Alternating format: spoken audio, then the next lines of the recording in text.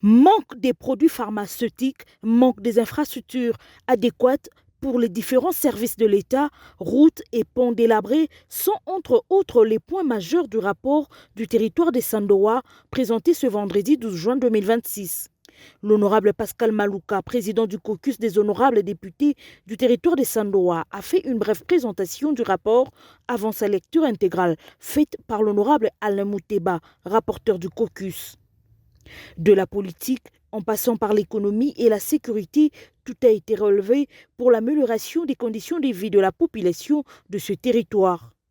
C'est ainsi que quelques propositions ont été faites par le caucus. Il est important de remplacer la tuyauterie de la régie des eaux, chef-lieu territoire, pour que la population puisse consommer l'eau potable et forer en quantité suffisante des puits dans chaque chefferie et les cités de grandes agglomérations pour ravitailler toute la population en cette temps.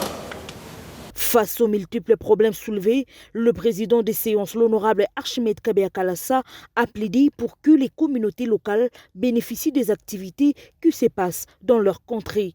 Les chefs de chefferie, qui devaient être les vecteurs de développement, nous pouvons tout dire parce qu'il y a des petits ponts, par exemple, qui peuvent partir de l'initiative de la chefferie pour permettre que la contrée soit bénéficiaire de ce que le gouvernement donne. Parce qu'à un moment donné, nous risquons de nous plaindre à tout moment gouvernement, mais certains pôles de développement devaient, n'est-ce pas, partir de ces animateurs qui sont bénéficiaires de ce fonds.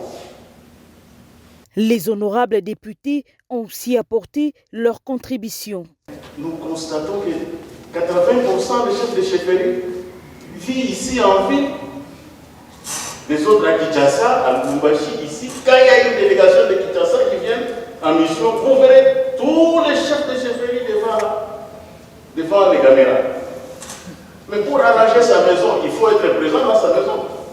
Y a-t-il pas moyen que nous puissions inviter les ministres en charge de santé et éducation de nous expliquer s'il n'y a pas un programme de venir en aide aux hôpitaux dans nos territoires?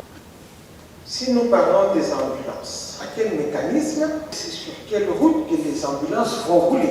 La réalité du vécu de la population dans le territoire de Sandoa nécessite une oreille attentive de la part de l'exécutif provincial, en renchérit les membres du caucus.